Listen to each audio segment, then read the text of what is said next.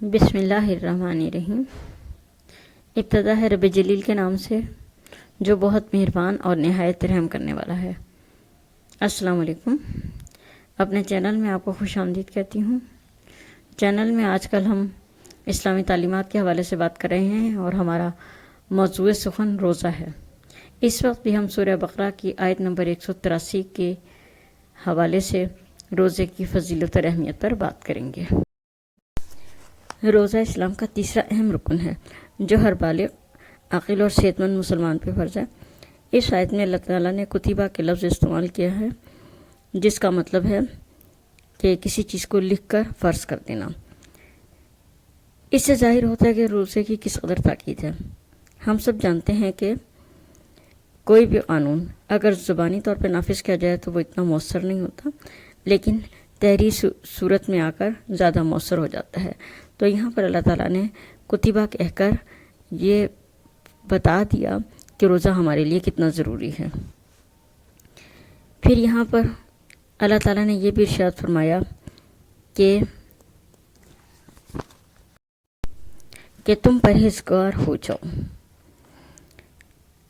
لعلکم تتقون، تاکہ تم پرہیزگار ہو جاؤ کے لفظ استعمال کیے جا رہے ہیں۔ اس آیت میں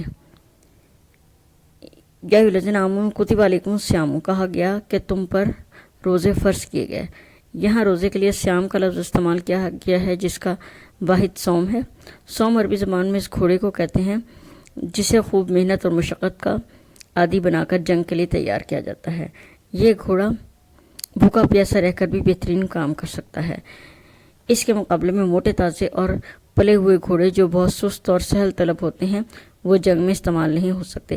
اس لحاظ سے روزے میں انسان کی بھی یہی کیفیت ہوتی ہے کہ وہ محنت اور مشقت کا عادی بن جاتا ہے، بھوک اور پیاس کو برداشت کر لیتا ہے اور پرہیزگار بن کر مجاہدانہ زندگی گزار سکتا ہے۔ روزے گنتی کے لحاظ سے صرف 1 ماہ پر مشتمل ہے، لیکن اس کا اجر لامحدود ہے۔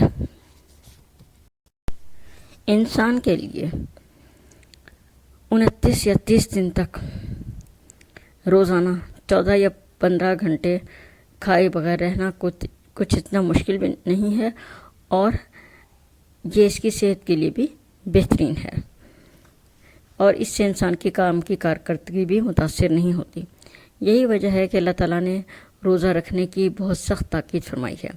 قرآن کریم میں ارشاد ہوتا ہے فَمَنْ شَهِدَ مِنْكُمُ الشَّهْرَ فَلْيَصُمْهُ، یعنی تم میں سے جو شخص اس مہینے کو پائے وہ ضرور پورے مہینے کے روزے رکھے۔ نبی کریم صلی اللہ علیہ وسلم نے اس شخص پر لعنت فرمائی ہے جو جان بوجھ کر روزہ ترک کرتے۔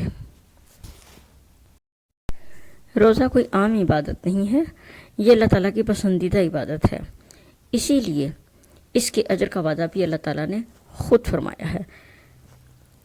اللہ تعالیٰ فرماتا ہے کہ ابن آدم کا ہر عمل اس کے لیے ہوتا ہے لیکن روزہ میرے لیے ہے اور میں اس کی جزا دوں گا۔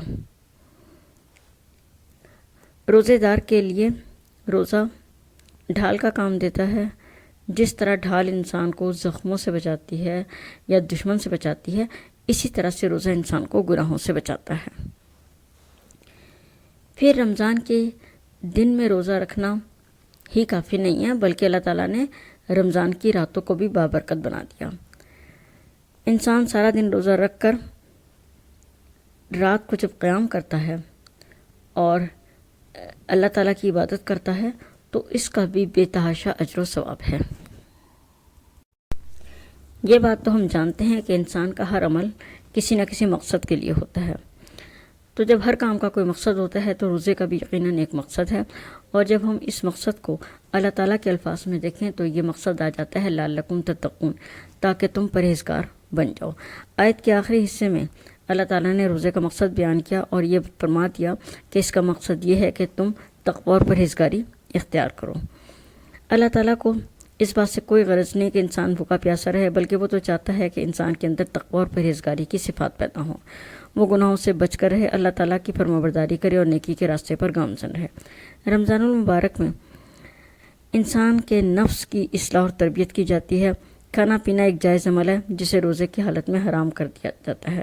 مقصد یہ ہے کہ انسان اپنی جسمانی ضرورتوں پر قابو پانا سیکھ لے۔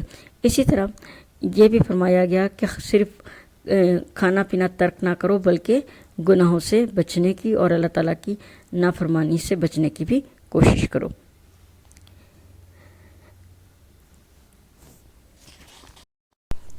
اس کا مطلب ہے کہ روزہ انسان کے پورے جسم کے لیے ہے، یعنی ہاتھ کا بھی روزہ ہے، زبان کا بھی روزہ ہے، آنکھ کا بھی روزہ ہے، اور پاؤں اور دل کا بھی روزہ ہے۔ ہاتھ کا روزہ یہ ہے کہ انسان اپنے ہاتھوں کو برے کاموں سے روکے۔ زبان کا روزہ یہ ہے کہ انسان جھوٹ نہ بولے، غیبت نہ کرے، زبان سے کسی کو تکلیف نہ دے۔ آنکھ کا روزہ یہ ہے کہ وہ بری یا بیہودہ چیزوں کو دیکھنے سے گریز کرے۔ اور دل کا روزہ یہ ہے کہ انسان اپنے نفس کو پاک رکھے۔ پاؤں کا روزہ یہ ہے کہ وہ اپنے پیروں سے چل کر کسی ایسی طرف نہ جائے جو کہ گناہ کے راستے کی طرف جاتے ہیں۔ اس کا مطلب تو سیدھا یہ ہے کہ جب ہم روزہ رکھتے ہیں تو اس کا یہ مطلب نہیں ہے کہ ہم صرف کھانا پینا ترک کر دیں، بلکہ ہم اپنے جسم کے ہر عضو کو اس بات سے روکے رکھیں کہ وہ اللہ تعالیٰ کے کسی بھی طرح کے ناپسندیدہ کام میں شامل ہو۔ روزے کی بہترین صورت تو یہ ہے کہ ایک طرف تو انسان کھانے پینے سے ہاتھ روک لے، دوسری طرف وہ ہر قسم کے جھوٹ، برائی اور گناہ سے بچنے کی کوشش کرے۔ روزے کے بے شمار فوائد ہیں۔ مثال کے طور پر یہ انسان میں ضبط نفس کی صلاحیت پیدا کرتا ہے، پابندی وقت کی عادت راسخ ہوتی ہے، روزہ غریبوں اور فقراء کے ساتھ ہمدردی کا احساس دلاتا ہے، جسم کے فاسد مادے خارج ہو جاتے ہیں، جیسے کہ حدیث میں ارشاد ہوتا ہے کہ ہر شے کی ایک زکوٰۃ ہے اور بدن کی زکوٰۃ روزہ ہے۔ بہت سے ڈاکٹرز کی بھی رائے یہ ہے کہ فاقہ اور روزہ طبی لحاظ سے بھی بہت مفید ہے۔ کچھ وقت کے لیے معدے کا خالی رہنا بھی ضروری ہے اور کئی بیماریوں کا علاج اسی طرح ہوتا ہے۔